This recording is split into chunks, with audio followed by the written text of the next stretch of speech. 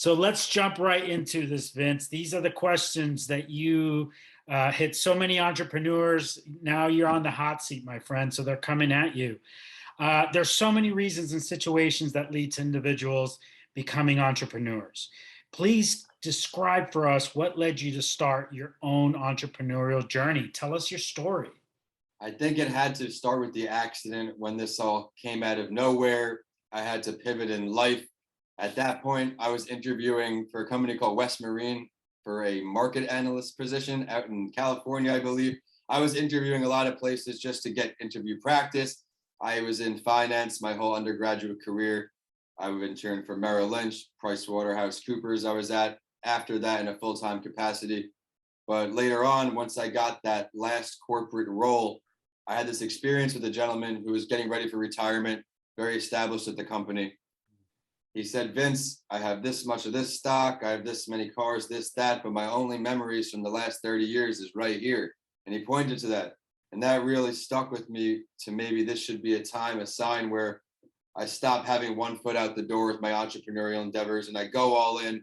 I was doing real estate, financial advising, trying to juggle to make ends meet, but I wasn't really all in. Mm. Eventually, when my grandma's dementia was getting a little worse, I decided to go home for about 8 months. And that's where I dove all in and tried to fix Left for Dead, my first book. Everybody who supports me, I hope, has a chance to read that because that's really who I am, what I went through in the hospital, and some learning lessons involved there.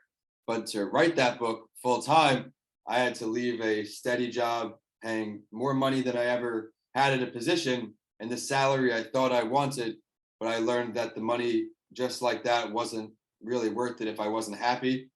So I had to grind a bit. I was teaching English to kids in Beijing, 4 a.m. to 10 a.m., half-hour classes. You have to do them back to back because you only make $10 per class if you hit your quota, and you have to hit that quota or it's not really worth it.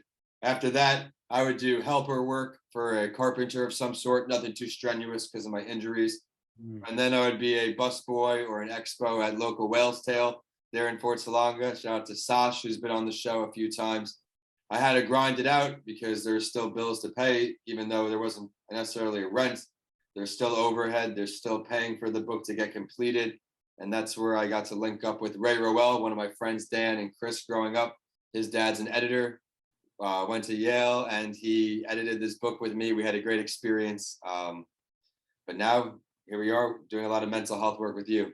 Yeah, that's awesome, man. What a beautiful journey you've been on. I love the struggles. I love all the ups and downs, which, right, when we learn about entrepreneurs, that's the part of the life, right? It's just like all of that unique background puts us in a position to be able to overcome. Great journey. I love it. Yeah, learning lessons from everything you do. You take a little bit and you apply it to what you're working towards now.